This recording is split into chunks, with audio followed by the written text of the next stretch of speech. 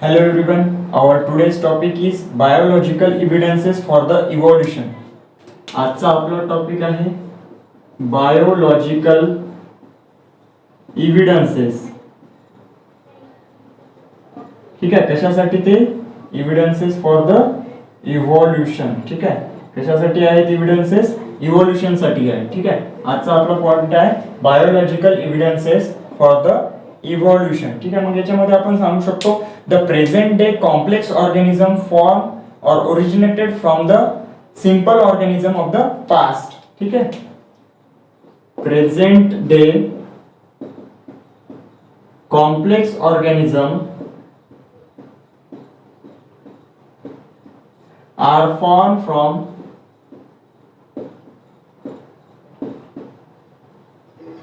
simple organism of past. ठीक आहे, काय सांगितलं? आजचा जो कॉम्प्लेक्स ऑर्गॅनिझम आहे, present day complex organism are form from the simple organism of the past. ठीक आहे, आजचा जो कॉम्प्लेक्स ऑर्गॅनिझम आपल्याला पृथ्वीवर दिसत आहे, जेवढे पण कॉम्प्लेक्स ऑर्गॅनिझम आपल्याला पृथ्वीवर पाहायला मिळत आहे, हे सगळे कॉम्प्लेक्स ऑर्गॅनिझम पूर्वीच्या सिंपल ऑर्गॅनिझम पासूनच काय झालेले आहे, तयार झालेले आहे. हे आपल्याला कोणामुळे माहित होते? थेअरी ऑफ इव्हॉल्युशन किंवा इव्हॉल्युशन मुळे आपल्याला काय होते माहित होते. म्हणजे पूर्वीच्या काळी सिंपल ऑर्गॅनिझम होते, युनिसेल्युलर होते, त्यांच्यापासून त्यांच्यामध्ये काय झाले, खूप सारं इव्हॉल्युशन झालं आणि आजचा काय झालेला आहे, कॉम्प्लेक्स ऑर्गॅनिझम तयार झालेला आहे. म्हणून पहिला पॉइंट आपण सांगितला की आजचा जो कॉम्प्लेक्स ऑर्गॅनिझम आहे तो पूर्वीच्या खूप वर्षापूर्वीच्या सिंपल ऑर्गॅनिझम पासूनच काय झालेला आहे, तयार झालेला आहे. ठीक आहे, नेक्स्ट आपण सांगू शकतो the process of evolution is supported by the evidences. Process of evolution supported by evidences provided by different branch of biology. Different branch of biology. ठीक आहे, दुसरा पॉइंट आपल्याला काय सांगितलं आहे की the process of evolution is supported by the evidences. म्हणजे evolution झालं हे आपण असं नुसतंच तोंडी सांगत आहोत का? नाही, तर त्याच्यासाठी काय आहे, the process of evolution supported by the evidences. त्याच्यासाठी काय आपल्याकडे पुरावे अवेलेबल आहे. And this evidences provided by the different branch of biology. आणि ते एव्हिडन्सेस आपल्याला कोणी कोणी दिलेले आहे? बायोलॉजीच्या वेगवेगळ्या ब्रांचेस काढून आपल्याला खूप सारे एव्हिडन्सेस मिळाले आहे आणि त्या एव्हिडन्सेसच्या आधारावर आपण सांगितलेलं आहे की इव्हॉल्युशन होते आणि इव्हॉल्युशन झाल्यामुळेच कालचे जे सिंपल ऑर्गॅनिझम होते ते आज काय झालेले आहे, कॉम्प्लेक्स ऑर्गॅनिझम मध्ये कन्वर्ट झालेले आहे, इव्हॉल्व झालेले आहे. ठीक आहे, इथपर्यंत लक्षात आलं. मग ते डिफरंट ब्रांच कोणत्या आहे बायोलॉजीच्या? ब्रांच कोणत्या आपण सांगू शकतो? Branch of biology such as palaeontology, पहिली ब्रांच आपण घेऊ शकतो इथे. ठीक आहे, नेक्स्ट आपण दुसरी ब्रांच सांगू शकतो याच्यामध्ये की ज्यांनी एव्हिडन्सेस प्रोव्हाइड केलेले आहे, कशासाठी? इव्हॉल्युशन झालं याच्यासाठी पुरावे दिलेले आहे. तशी ब्रांच होती पॅलेंटॉलॉजी. त्यानंतर आहे comparative anatomy.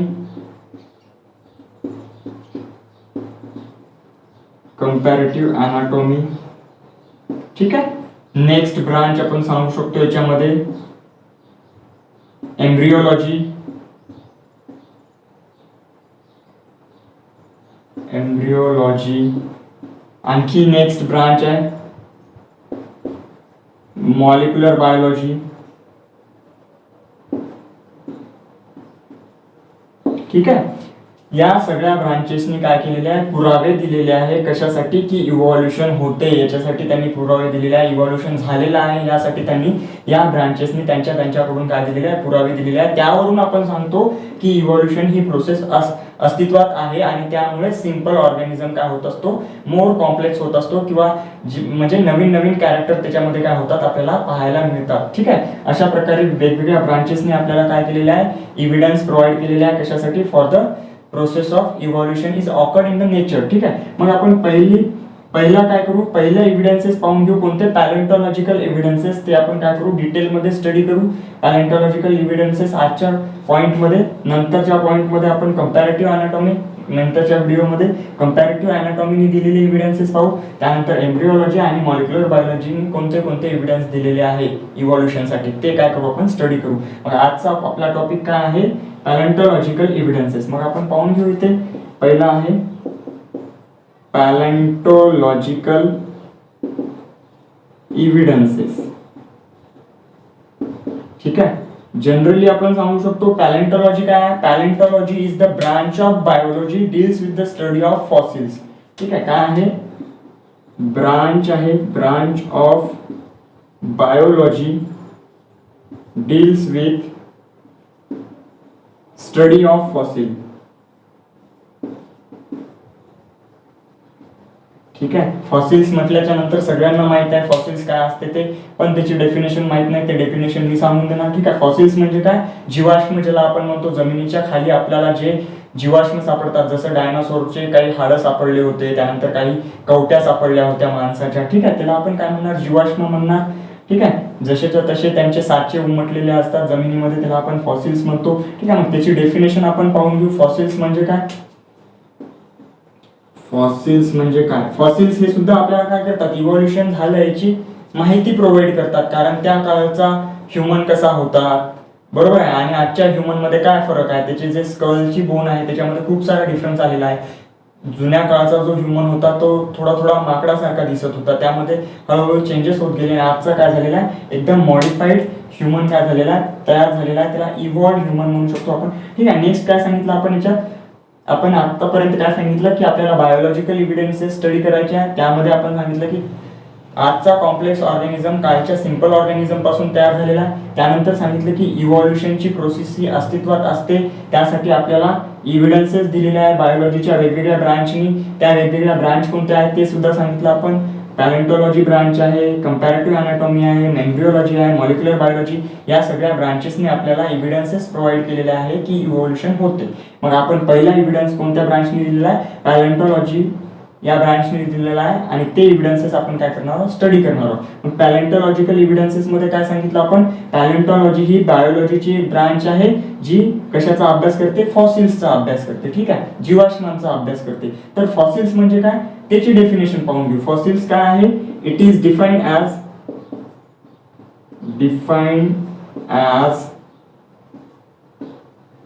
dead remains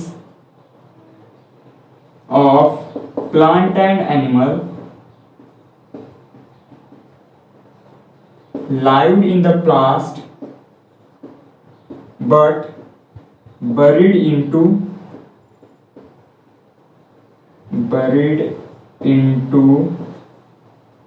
different layer of soil,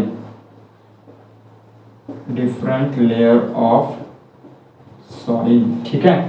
काय सांगितलं की फॉसिल्स काय आहे, fossils are the dead remains of the plant and animal. ठीक आहे. प्लांट आणि ॲनिमलचे मृत अवशेष आहे जे जमिनीच्या वेगवेगळ्या लेअर मध्ये आपल्याला काय होतात, पाहायला मिळतात. त्यांना आपण काय म्हणतो, फॉसिल्स म्हणतो. ठीक आहे. जे जिओलॉजीची ब्रांच आहे त्या जिओलॉजीच्या ब्रांचने आपल्याला आधीच सांगितलेलं आहे, जसं जसं डेव्हलपमेंट झालेलं आहे जिओलॉजीच्या ब्रांच मध्ये, म्हणजे भूगर्भशास्त्र ज्याचा जमिनीचा अभ्यास करणारी जी ब्रांच आहे, त्यांनी त्यांच्यामध्ये जसं जसा विकास झाला तसं तसं त्यांनी सांगितलं आपल्याला की जे प्रिमिटिव्ह ऑर्गॅनिझम आहे ते जमिनीच्या खोलवर सापडतात आणि जे ऍडव्हान्स ऑर्गॅनिझम आहे ते जमिनीच्या वरच्या लेअर मध्ये सापडतात. ठीक आहे. मग ते सांगून घेऊ आपण. काय आहे, the branch of geology, branch of geology suggests that primitive organism found in the lower layer of earth while advanced organism found in upper layer of earth. ठीक आहे. जिओलॉजीचे जिओलॉजीची ब्रांच त्यांच्यामध्ये काय झालेलं आहे, दिवसेंदिवस त्याच्यामध्ये इम्प्रूव्हमेंट झालेला आहे, सुधारणा झालेल्या आहे. त्यानंतर त्या जिओलॉजीच्या ब्रांचनं आपल्याला असा एक गोष्ट सांगितलेली आहे की जो ऑर्गॅनिझम जुना असतो तो काय मिळतो आपल्याला, जमिनीच्या एकदम खालच्या लेअरमध्ये सापडतो. आणि जो ऑर्गॅनिझम कसा असतो, ऍडव्हान्स असतो, तो जमिनीच्या काय सापडतो, वरच्या लेअरमध्ये सापडतो. म्हणजे जर एकदम जुना ऑर्गॅनिझम जर पाहायचा असेल तर तो जेवढा ऑर्गॅनिझम जुना असेल तेवढा तो जमिनीच्या खोलवर सापडणार, आणि जेवढा ऑर्गॅनिझम नवीन नवीन असेल तेवढा तो जमिनीच्या वरच्या लेअरमध्ये काय होणार, आपल्याला सापडत राहणार. म्हणजेच आपण सांगू शकतो की प्रिमेटिव्ह ऑर्गॅनिझम खोलवर सापडतो, आणि जेवढा इव्हॉल्ड ऑर्गॅनिझम राहणार, ऍडव्हान्स ऑर्गॅनिझम राहणार, तो वरच्या लेअरमध्ये आपल्याला काय होतो, सापडतो. ठीक आहे. नेक्स्ट आपण याच्यामध्ये सांगू शकतो की पॅलेंटोलॉजीनी जे एव्हिडन्सेस प्रोव्हाइड केलेले आहे ते एव्हिडन्सेस कसे असतात, unlike the evidences provide by other branch, unlike the evidences provided by other branch,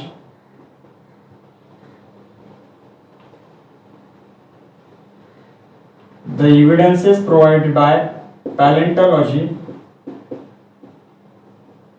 is sound, direct and reliable.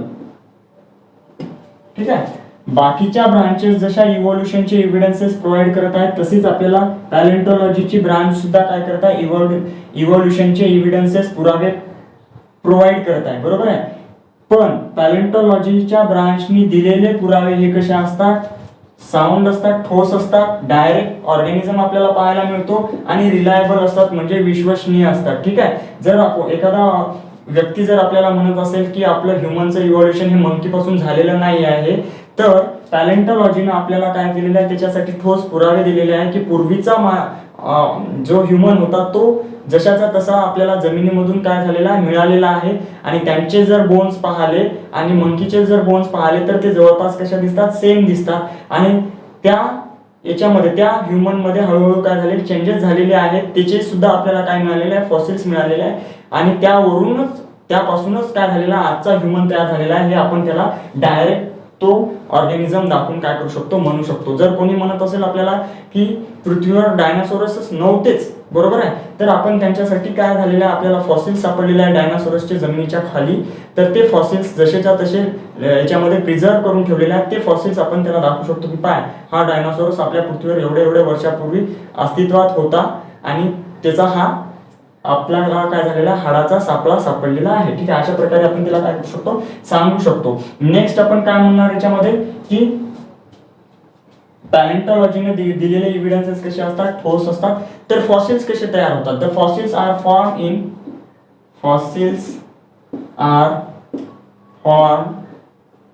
In sedimentary rock. Next आपण सांगू शकतो Ambar.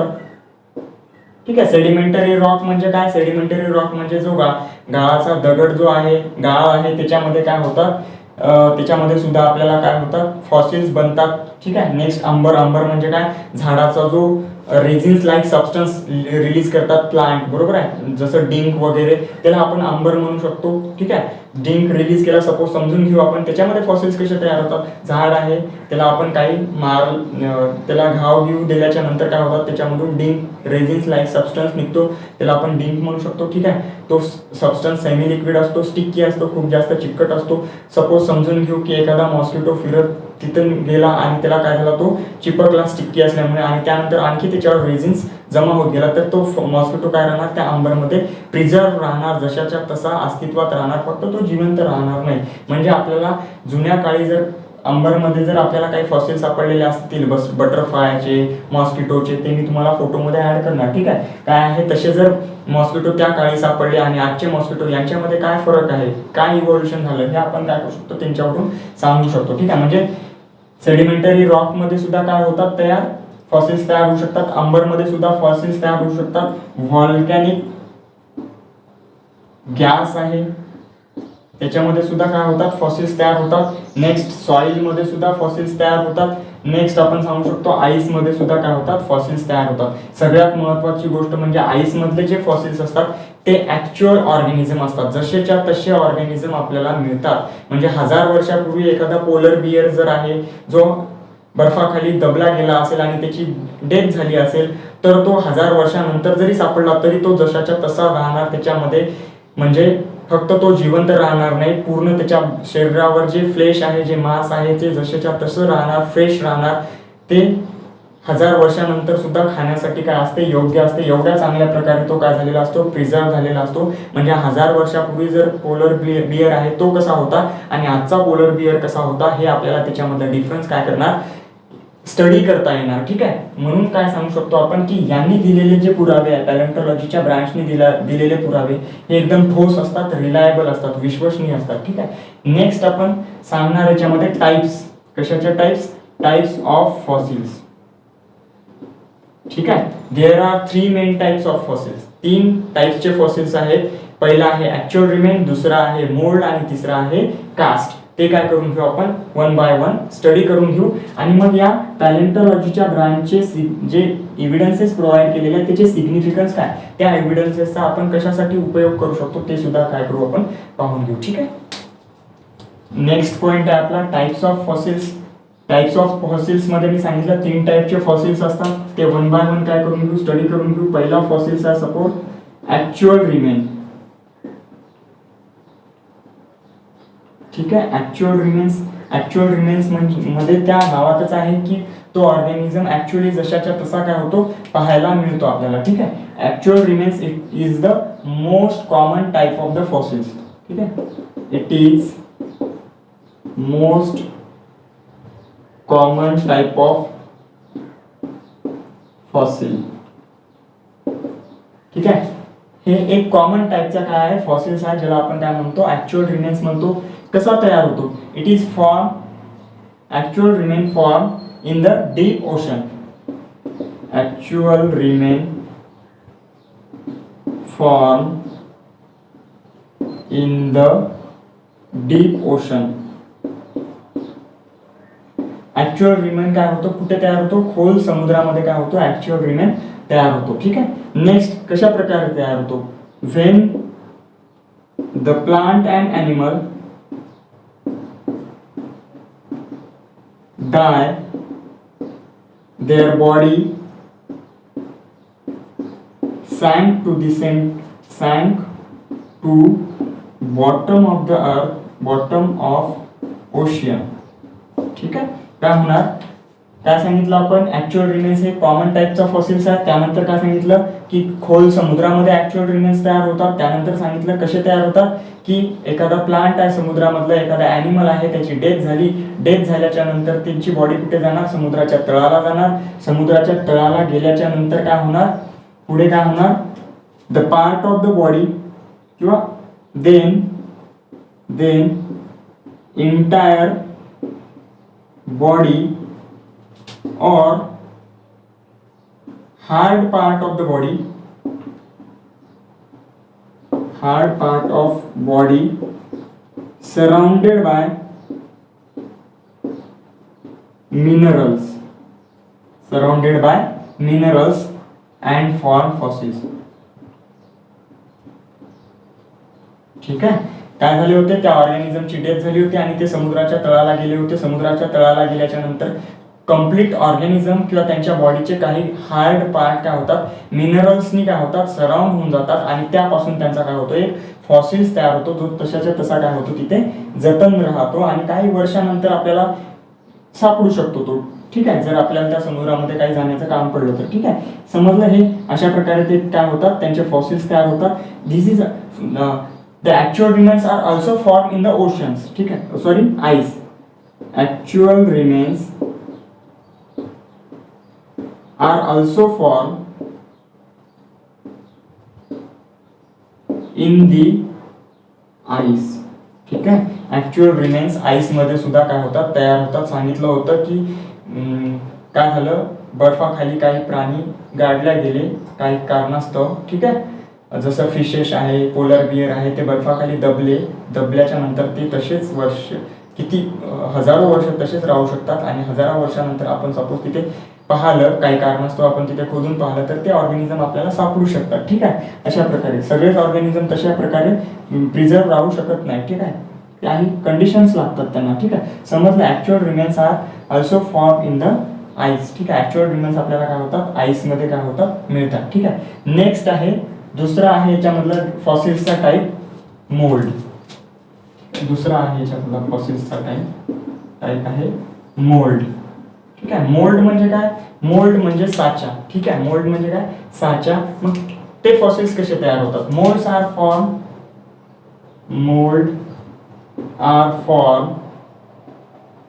when part of animal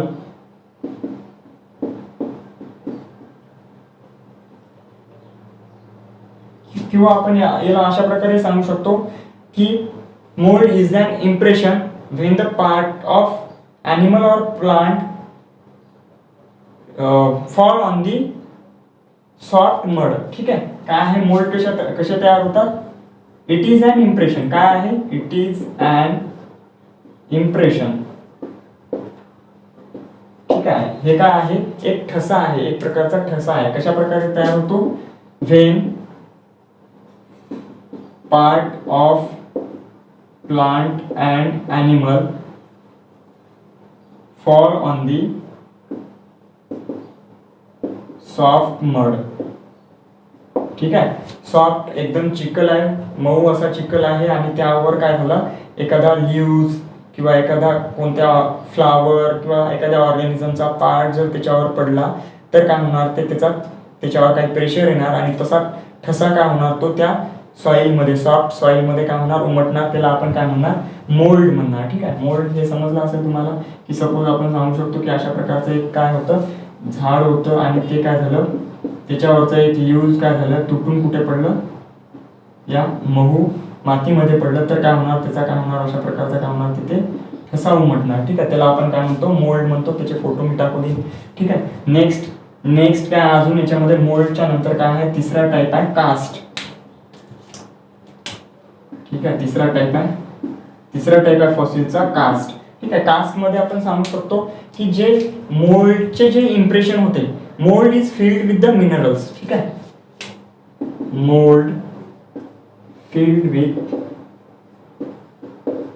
mineral to form cast. Mould काय होणार, मिनरलनी field होणार आणि त्याच्यापासून काय बनणार, कास्ट बनणार. ठीक आहे, सिंपल आहे, सिंपल लँग्वेज मध्ये सांगतो मोल्ड काय आहे. गणपती बनवतात, गणपती बनवण्याचा एक साचा असतो, तो साचा म्हणजे काय झाला, मोल्ड झाला. आणि त्या साच्यामध्ये आपण काय झालं, ते जे गणपती बनवण्यासाठी जे काय भरतो, प्लास्टर ऑफ पॅरिस भरतो. ते प्लास्टर ऑफ पॅरिस भरल्याच्या नंतर गणपती जो बनतो तो काय झाला, कास्ट झाला. म्हणजे समजलं असेल की लीव्ज आहे, लीव्ज जमिनीवर पडला, त्याचा ठसा उमटला, त्याला आपण मोल्ड म्हणणार. त्या ठस्यामध्ये मिनरल जमा झाले आणि लीव्ज सारखाच एक स्टोन तयार झाला, त्याला आपण काय म्हणणार, कास्ट म्हणणार. ठीक आहे, एवढ्या सिंपल लँग्वेज मध्ये आपण त्याला सांगितलेलं आहे. ठीक आहे, अशा प्रकारे काय झालं, बायोलॉजिकल इव्हिडन्सेस मधला पहिला पॉईंट झाला कोणता, evidences from the branch of palaeontology. Next व्हिडिओमध्ये आपण काय पाहणार, evidences from the comparative anatomy. ठीक आहे, आजच्यासाठी आपण इथेच थांबू. ठीक आहे.